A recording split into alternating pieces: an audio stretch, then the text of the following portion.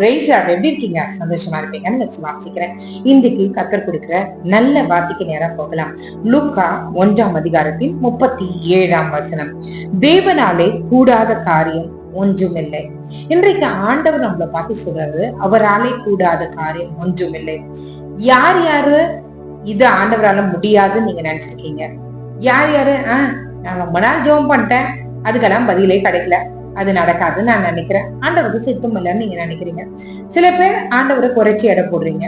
இன்னைக்கு ஆண்டவர் உங்களுக்கு நேரா தீர்க்கதரிசனமா சொல்றாரு, அவராலே கூடாத காரியம் ஒன்றுமில்லை. பெரிய மலை போன்ற பிரச்சனையா இருக்கட்டும், எம்எல்ஏ எம்பி டீலிங்கா இருக்கட்டும், நான் சொல்றேனே, அவராலே கூடாத காரியம் ஒன்றுமில்லை. மனுஷனை மண்ணுனால உருவாக்குனவருக்கு எல்லாமே லேசான காரியம். வார்த்தையினாலே உலகத்தை உருவாக்கினவருக்கு உங்களுக்கு முன்னாடி மலை மாதிரி தெரியுதுல, அந்த பிரச்சனை லேசான காரியம். அவர் உங்களை பார்த்து சொல்றாரு, அவராலே கூடாத காரியம் ஒன்றுமில்லை.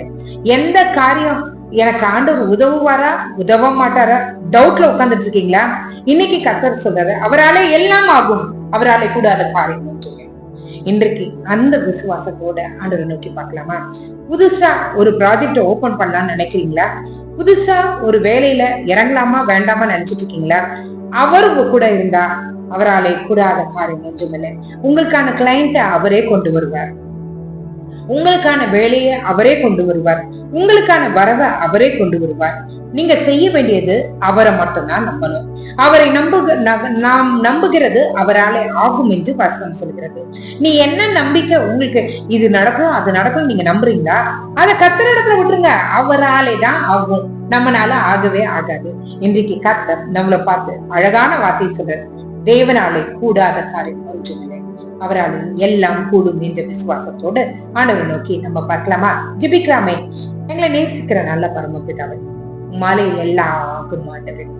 நாளைக்கு ஒரு பெரிய அமௌண்ட் வேணும்னு சொல்லி ஜெபித்து கொண்டிருக்கிற ஒரு ஃபேமிலியை பார்க்கணும், அவராலே எல்லாம் ஆகும். நீ அவரை விசுவாசித்தால் தேவனுடைய மகிமையை காண்பீர்கள். அப்பா, யார் யார் என்னென்ன நோக்கத்தோடு என்னென்ன காரியத்தோடு உண்மை நோக்கி ஜெபிக்கிறாங்களோ இந்த நேரத்துல அவங்களோட ஜெபத்தை நீங்க அங்கீகரித்துக் கொள்ளுங்க. வசனம் சொல்கிறது, தேவனாலே கூடாத காரியம் உம்மாலே எல்லாம் கூடும். உங்களுக்கு குழந்தையே பிறக்காதுன்னு சொல்லிட்டாங்களா? டாக்டர் சர்டிபிகேட் கொடுத்துட்டாங்களா? அவராலே கூடாத காரியம் ஒன்றுமில்லை. ஏற்ற காலத்துல கர்த்தர் உங்களை கர்ப்பம் தரிக்க செய்வார். ஐயோ, ஸ்பெர்ம் கவுண்டே இல்ல, அவ்வளவுதான் முடிஞ்சிச்சு நீங்க நினைக்கிறீங்களா? ஜெபிங்க, கர்த்தராலே கூடாத காரியம் ஒன்றுமில்லை.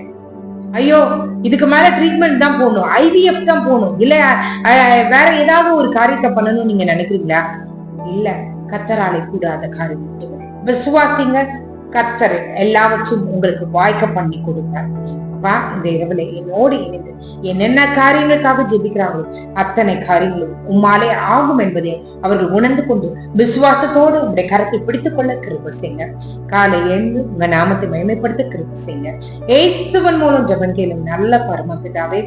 ஆமென், ஆமென், ஆமென். God bless you.